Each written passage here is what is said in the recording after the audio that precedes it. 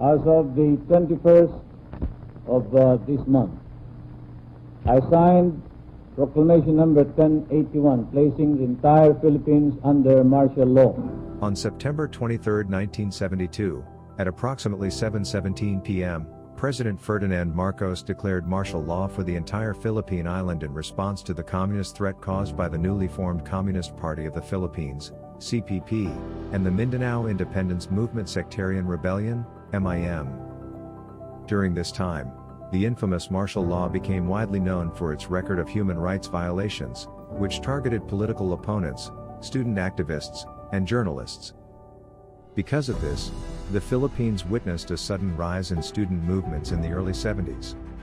Widespread rallies, protests, and marches against the government were a common scenario back then. To address this, and to give the youths the opportunity to be heard, the late President Marcos signed Presidential Decree No. 684, establishing the Kabatong Barangay, KB, to provide the youth a voice in community issues and foster the development of young Filipinos by launching youth-oriented initiatives and activities that were compatible with the new society's guiding principles. Around 3 million Filipino youths aged 15 to 18 supported and participated in the Kabatong Barangay elections. The Kabatong Barangay was believed to have been formed to fight the Kabatong Makabayan, KM, the youth wing of the Communist Party of the Philippines, founded by Jose Maria Sison in 1964. Who envisioned the youths as revolutionaries who would create a nation ruled by the working class rather than the oligarchs. In the first 3 months of 1970, the Kabatong Makabayan was in the vanguard of the first quarter storm. A period of civil disturbance in the Philippines in the first quarter of 1970. From January 26 to March 17, 1970, students staged protests and marches against President Ferdinand Marcos' administration. During this time, President Marcos' oldest daughter, Amy Marcos, was named the organization's national chairman.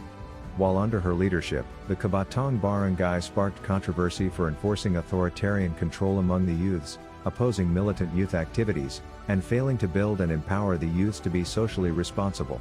Since then, the Kabatong Barangay has lost popularity and student activism has taken over as the country's main form of youth involvement. And one of the most popular student activists at that time was Mapua Institute of Technology's 21-year-old Archimedes Archie Trajano. On August 31, 1977, Trajano attended an open forum at the Pamantasanang Lungsoding Manila where Amy Marcos was the speaker.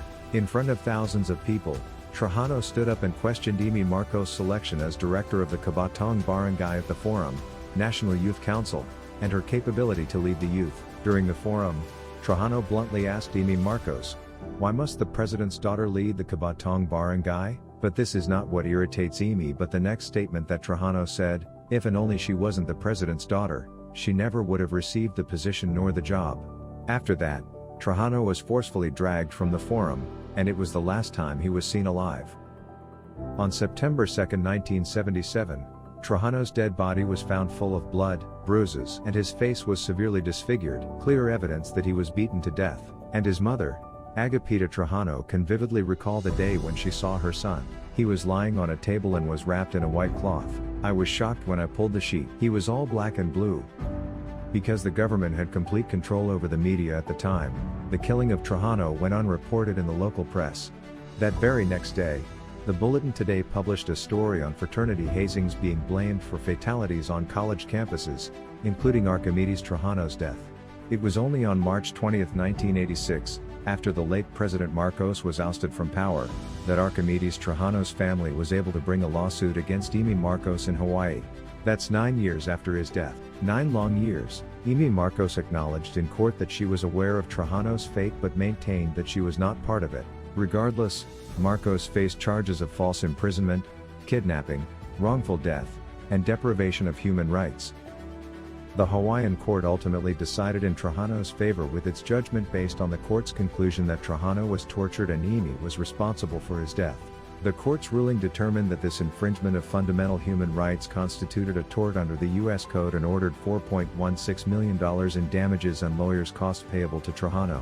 However, since the decision was from a foreign court, the Trajanos need to seek relief through the local court to implement the foreign court's decision. The RTC and the Court of Appeals ruled in favor of the Trajanos in 1997. They made a good fight. Finally, after 20 years, They will get the justice they deserve and at least be compensated for their son's death. But Amy Marcos and her legal counsel were not satisfied with the ruling, believing that the RTC and the Court of Appeals erred in rendering the decision. Marcos brought the case to the Supreme Court of the Philippines. The Supreme Court reversed and set aside the RTC and the Court of Appeals decision. As a result, Amy was free to disregard the Honolulu decision, leaving the Trojanos without compensation and justice for the horrific death of Archimedes.